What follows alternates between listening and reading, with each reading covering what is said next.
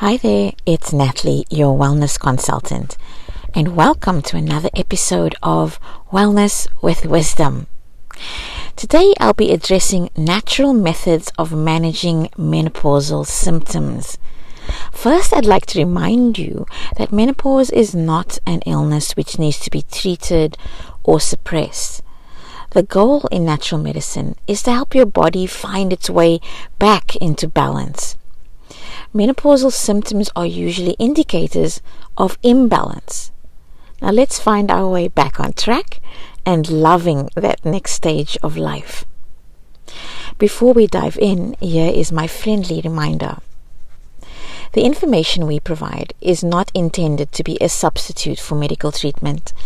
Please consult your medical care provider before using herbal medicine, particularly if you have a known medical condition or if you are pregnant or nursing. If you are worried about any health condition, it is always advisable to have a face-to-face consultation with a qualified healthcare practitioner in order to obtain a diagnosis and treatment advice. What exactly is menopause? Well, menopause officially marks the end of female reproduction. Although the stage of life is well known, there are actually different stages within menopause that are important to recognize and understand. Menopause itself officially occurs when you stop menstruating. Now, perimenopause, on the other hand, which means around menopause, it's also known as the menopause transitional phase and is called such because it happens before menopause. Now, although they're both part of the same overall life transition, menopause and perimenopause have different symptoms and they have different treatment options. Now, pre-menopause versus perimenopause. All kinds of definitions this morning. Premenopause and perimenopause are sometimes used interchangeably, but technically they have different meanings. Premenopause is when you have no symptoms of perimenopause or menopause. You still have periods, whether they're regular or irregular, and are considered to be in your productive years. Some hormonal changes may be occurring, but there are no noticeable changes in your body. On the other hand, during perimenopause, you'll start to experience symptoms of menopause. They may include changes in your period cycle, hot flashes, sleep disturbances, and mood swings. Now, perimenopause occurs well before you officially hit menopause. In fact, according to the Cleveland Clinic, hormonal changes are seen 8 to 10 years ahead of menopause, and this happens during your 30s or 40s, even before the onset of perimenopause. Perimenopause is marked by a drop in estrogen, the main female hormone produced by the ovaries. Now, the estrogen levels can also go up and down more sporadically than they do in a typical 28-day cycle, and this can cause irregular periods and some other symptoms. Now, during the final stages of perimenopause, your body will produce less and less estrogen. Despite the sharp drop in estrogen, it's still possible to actually get pregnant. Now, in perimenopause, that can last for as little as a few months and as long as 4 years. Menopause officially kicks in when the ovaries produce so little estrogen that eggs are no longer released, and this also causes your period to stop. Now, your practitioner will diagnose menopause once you haven't had a period for a full year. You may enter menopause earlier than normal if you have a family history of early menopause, if you're a smoker, if you've had a hysterectomy or an oophorectomy, which is when they remove your ovaries, or if you've undergone cancer treatments. Now, some of the symptoms of perimenopause and menopause.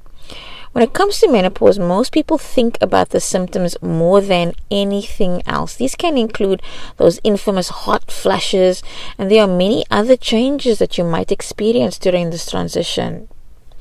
Perimenopause symptoms, they may include irregular periods that are heavier or lighter than normal, worse PMS symptoms before your periods, breast tenderness, weight gain, hair changes, heart palpitations, headaches, loss of sex drive, concentration difficulties, forgetfulness, muscle aches, urinary tract infections, fertility issues in women who are trying to conceive.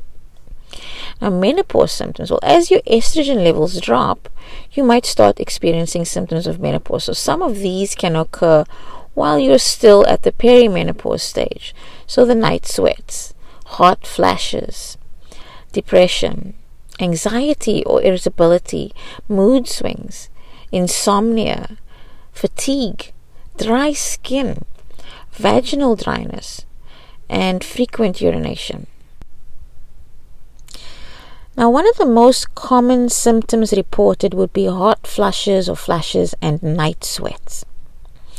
I'm going to go through a couple of herbals that are beneficial for helping with soothing this particular symptom. The first one is a herb called sage. So you'll be very familiar with it. We cook with it. Well, sage is also quite helpful. It's used in herbal medicine as a natural remedy to help relieve menopausal symptoms, including hot flashes. So traditionally, it's used to reduce excess perspiration or sweating, which is called hyperhidrosis. There was a multi-center clinical trial assessing the tolerability and efficacy of menopause tablets in menopausal women experiencing hot flashes. And these tablets contained 100% of a high-potency extract of sage. So this 8-week trial investigated the safety and efficacy of this standardized herb extract, of the sage extract, and it's a once daily dosage. They used women who were between the age of 50 and 65 who had been menopausal for at least 6 months and were experiencing at least 5 hot flashes daily. Now the results: after 4 weeks, the average number of hot flushes had gone down by 50%. After 8 weeks, the average number of hot flushes had gone down by 64%, and the number of flushes was still decreasing during week 8, indicating that further reductions were most likely if they continued the treatment. The more intense the hot flushes, the better the results. So mild flushes were reduced by 46%, moderate flushes were reduced by 62%, and severe flushes were reduced by 79%. Very severe flushes were reduced by 100%. In patient diaries, the average highest number of hot flushes at week 0 was 59 per day. And this is more than one hot flush every half hour around the clock. After 8 weeks of therapy, the highest number of mild hot flushes was 7.6 per day. And the tolerability rate was very good, as good as up to 87.3%. So, this is actually a research study that was done in Switzerland on a product from the Vogel company. And it was just 100% pure high potency extract sage, 1 a day, nice and easy. Alright, one other herb that I'd like to profile when it comes to hot flush management is Rhubarb Extract, specifically something called Rapontic rhubarb or Rhum raponticum L. It's also known as Siberian Rhubarb Extract. There's an American company called Metagenics, and they have a product called Estrovera. And they're using a standardized herbal extract which was patented actually from this rhubarb root, and it's called ER731. It's actually been around for over 20 years, and they have clinical studies to support it. It provides relief for multiple menopausal symptoms, including hot flashes.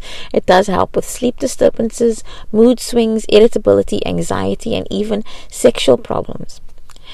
Now, in a study, the researchers examined the effectiveness of the rhubarb extract in treating 109 perimenopausal women with frequent hot flashes. about a half of the women who took the tablet, it contains 4 milligrams of the rhubarb extract. The other half received a placebo for 12 weeks. Now, the results were published in the Journal of Menopause, and it showed that the treatment with the rhubarb extract significantly reduced the frequency and severity of hot flashes in the perimenopausal women compared with the placebo. So researchers found a clear decrease in the number of hot flashes and symptoms in women who had taken this particular ER731 extract. The difference in response to treatment was evident within the first 4 weeks compared to the placebo. For example, on day 28, women taking the rhubarb extract reported an average of 5.5 fewer hot flashes than women in the placebo group, who experienced no decrease. At the end of the study, women treated with the rhubarb extract also reported improvements in their quality of life. And they say that the extract appears to be safe. It was well tolerated. They say the results suggest that this could be a viable alternative treatment for women experiencing severe hot flashes associated with menopause and perimenopause. So that again is a single dose remedy, so 1 tablet a day from the Siberian rhubarb extract. Now let's talk about an uncomfortable symptom women don't necessarily always share with each other. Vaginal atrophy, or atrophic vaginitis, and it's a thinning or drying and inflammation of the vaginal walls that may occur when your body has less estrogen. Vaginal atrophy occurs most often during menopause. For many women, vaginal atrophy not only makes intercourse painful, but also leads to distressing urinary symptoms. Because the condition causes both vaginal and urinary symptoms, doctors usually use the term genitourinary syndrome of menopause, GSM, to describe vaginal atrophy and the accompanying symptoms in the urinary system. So simple, effective treatments for GSM are available. Reduced estrogen levels result in changes to your body, but it doesn't mean you have to live with the discomfort of GSM. Now, risk factors. Certain factors may contribute to GSM, such as smoking. Cigarette smoking affects your blood circulation. It may lessen the flow of blood and oxygen to the vagina and other nearby areas. And smoking also reduces the effects of naturally occurring estrogens in your body. A second risk factor is no vaginal births. Researchers have observed that women who have never given birth vaginally are more likely to develop GSM symptoms than women who have had vaginal deliveries. And third highest risk factor is no sexual activity. Sexual activity with or without a partner increases blood flow and makes your vaginal tissues more elastic. Now, complications of genitourinary symptoms of menopause increase your risk of vaginal infections, because changes in the acid balance in your vagina make your vaginal infections more likely. And then also urinary problems. Urinary changes associated with GSM can contribute to urinary problems. You might experience increased frequency or urgency of urination, or even burning with urination. And some women experience more urinary tract infections or urinary leakage, incontinence. Now, how can I avoid vaginal dryness? There are a few things you can do right away that can make a difference. Don't wash your vulva with harsh products such as soaps. Soap, including body wash and bubble bath, can be drying and irritating, especially to sensitive skin. Instead, use clean, warm water to wash. Launder your underwear only with detergent free of dyes or scents. There are a few specifically created for sensitive skin. And finally, use only undyed, unscented toilet paper. If you do experience dryness, a water-based vaginal moisturizer can be used, and they can help tremendously. Now, how much do the ingredients matter in a vaginal moisturizer? Well, they matter a lot. A high-quality vaginal moisturizer has two ingredients: hyaluronic acid and vitamin E.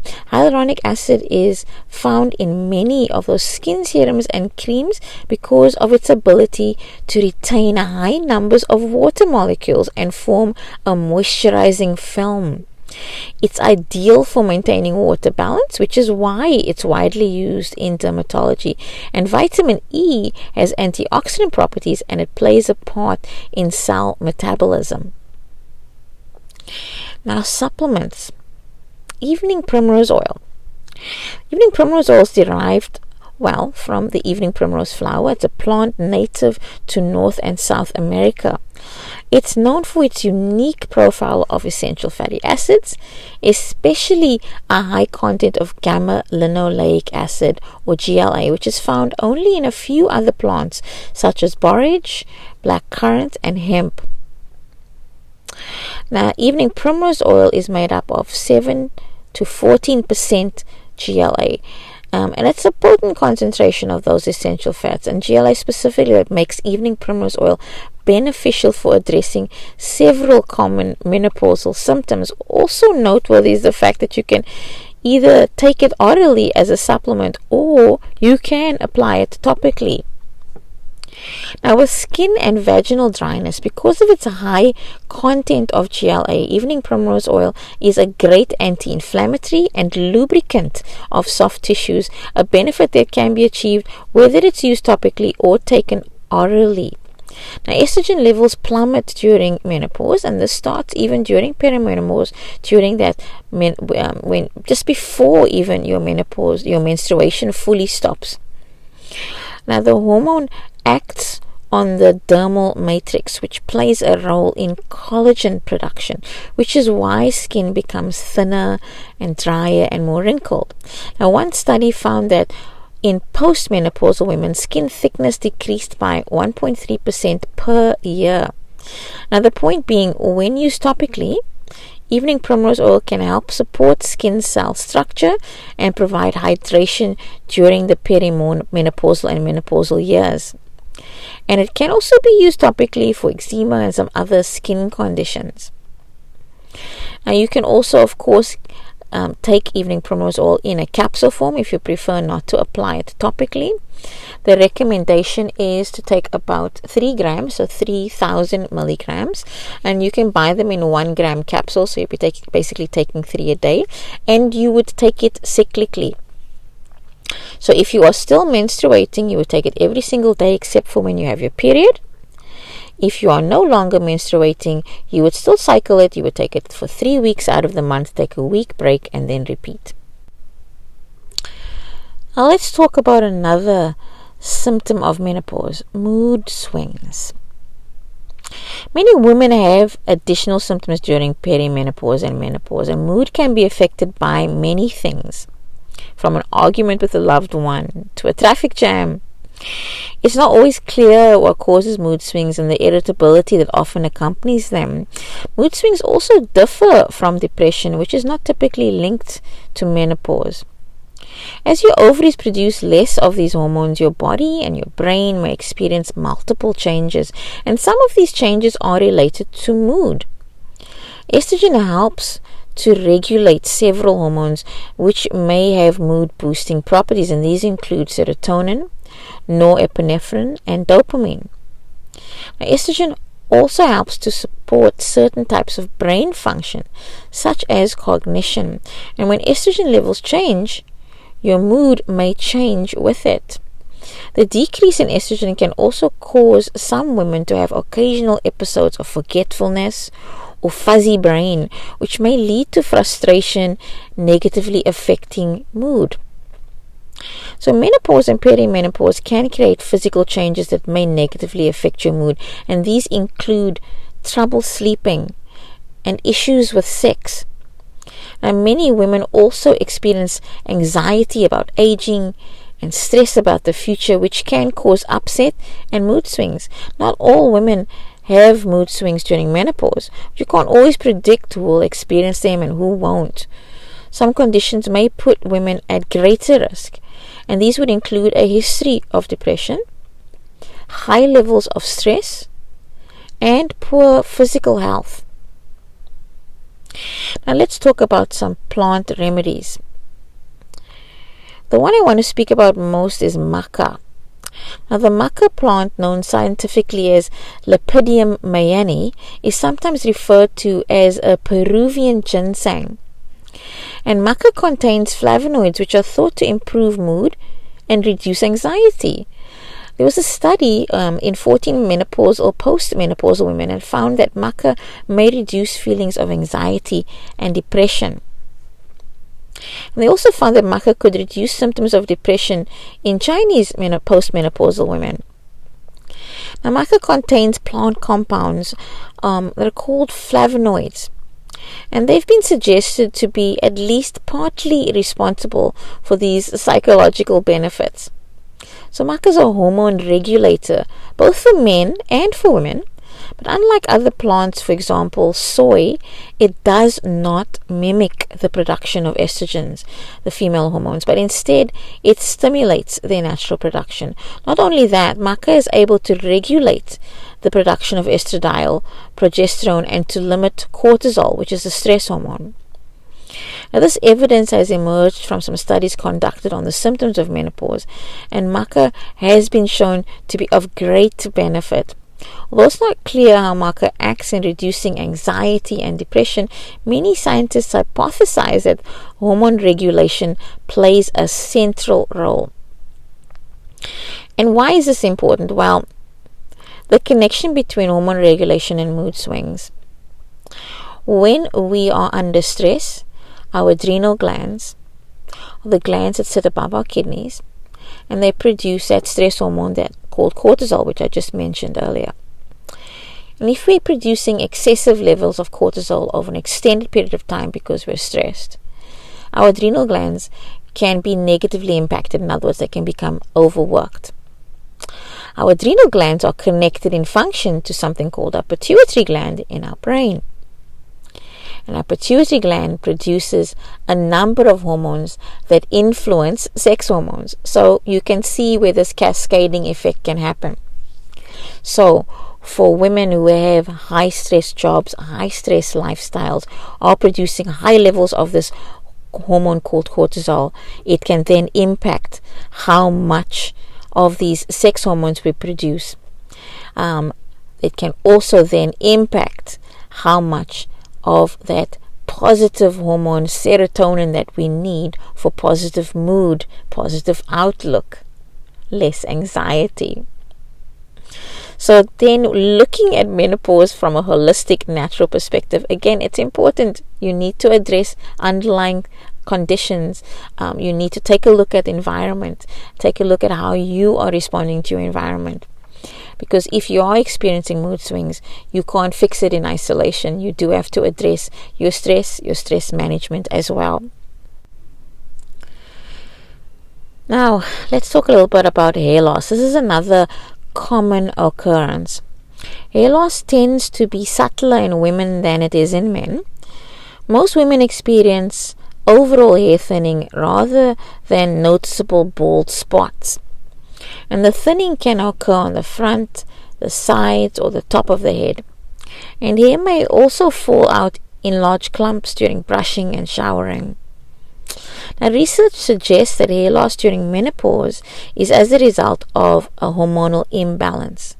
Specifically, it's related to a lowered production of estrogen and progesterone, and these hormones help your hair grow faster and stay on the head for longer periods of time.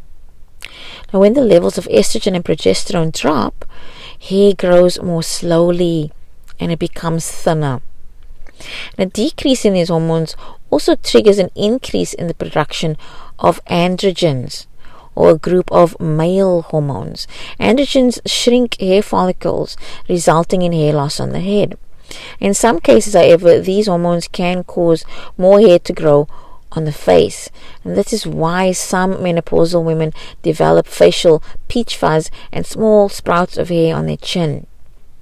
Now, for women going through menopause, the cause of hair loss is almost always related to hormonal changes. However, There are many other factors that can contribute to hair loss during menopause, and these include extremely high levels of stress, illness, or a lack of certain nutrients. Now, diagnostic blood tests can help rule out other causes of hair loss, including thyroid tests and a complete blood count. Now, hair loss may make you feel self-conscious about your physical appearance, but the condition isn't permanent. There are also steps you can take to treat hair loss and improve the quality of your hair. Now, I'm going to focus in on one particular ingredient that I found to be very helpful in menopause-related hair loss, and that is a berry extract called saw palmetto berries. And it's an alternative treatment that actually is used for treating hair loss. It's a plant with small berries that has been used by the Native Americans as medicine and foods for hundreds of years. Now, research on whether saw palmetto works to treat hair loss is a little bit limited, but it's very promising. Now, an extract of saw palmetto berries may block something called 5-alpha reductase, and that's an enzyme that converts testosterone to DHT, which is dihydroxytestosterone. DHT is the molecule responsible for hair loss and also is involved in the enlargement of the prostate in men. Now, one study showed promise in saw palmetto's ability to treat that enlarged prostate, but they also saw some reduction or slowing in hair loss. Now, as I mentioned earlier, part of menopause-related hair loss is connected to an increase in androgens or male hormones. So this would work quite well with women who have excess levels of testosterone that perhaps is triggering their hair loss.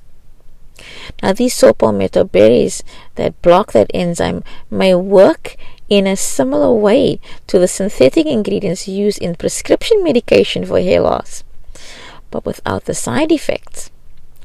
Now, research is limited to saw palmetto's efficacy in treating hair loss. Still, there's one study that showed positive results for treatment with topical saw palmetto and 10% trichogen veg complex. Nearly half of the 25 participants increased their hair count by 11.9% after 4 months of treatment. Now, saw palmetto comes in several different forms, including whole berries, tablets, liquid extracts, and powdered capsules. Now, tablets and capsules are the easiest to find, and they're the only forms that have been examined by researchers, so keep that in mind. Tea made from the dried berries of the saw palmetto is unlikely to be effective, perhaps because the active compounds aren't water soluble. So in other words, when you make tea, what you're doing is something called water extraction. So you're extracting water soluble active ingredients. So if you make tea from saw palmetto berries, you may get the water soluble antioxidants, which are great and beneficial. But the saponins, which is the active ingredients that help to block that testosterone that may be causing your hair loss, is a fat soluble active ingredient. In order to extract fat-soluble active ingredients, you usually need to use alcohol or CO2 as an extracting agent. So it's definitely beneficial for you to find an extracted form of saw palmetto berry in a capsule form or in tincture, which is in the liquid form. And generally speaking, keep in mind that your hair grows in cycles. We produce hormones in cycles. So if you're going to try something like saw palmetto berry extract, you need to try it for at least 3 months.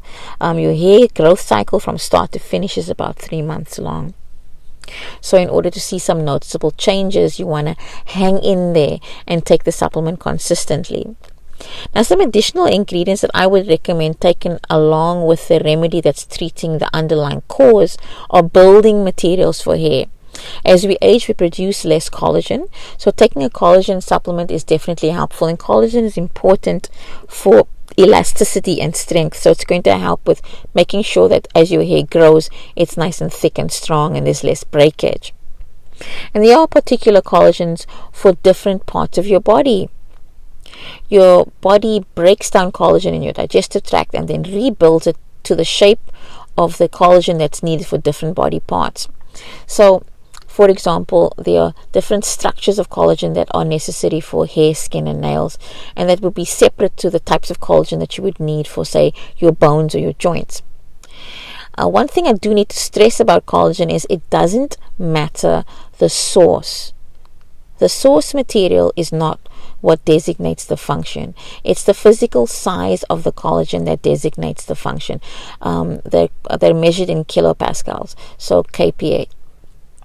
So what you want is you want to look at the label of your collagen product, and you want to look for the right size of collagen.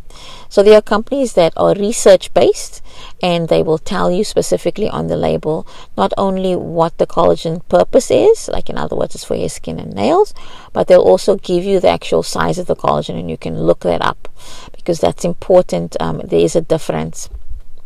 The other supplement that's beneficial is a B vitamin called Biotin. And biotin helps with stimulating the follicle or the root of your hair. Biotin is measured in micrograms. You can take anywhere from 5,000 to 10,000 micrograms daily. Keep in mind that because biotin belongs to the B vitamin family, you need to take it with the family. So in other words, take it with your multivitamin that contains a B complex, or take it with a B complex. When you take high doses of biotin for extended periods of time in isolation, you can start developing deficiencies on your other B vitamins. So just please remember to take it with your other Bs. If you're taking really super high doses like 10,000 micrograms, limit it to about 3 months, and then take the dose down by half. Well, that's all I have for you for today. If you have any questions, please feel free to reach out, and I'll be happy to respond in further detail. Keep in mind that you can also find me on my YouTube channel, Wellness with Wisdom, or on Instagram at wellnesswith_wisdom. Thank you so much for taking the time out of your day to have a listen to this broadcast. I'm going to leave you with this quote from Leslie Grimutter. My own prescription for health is less paperwork and more running barefoot through the grass. I hope you found this video helpful. If you did, please consider clicking the like button, subscribe, and yes, hit that notification bell so you'll know when next I post new videos. Have a wonderful day and keep well.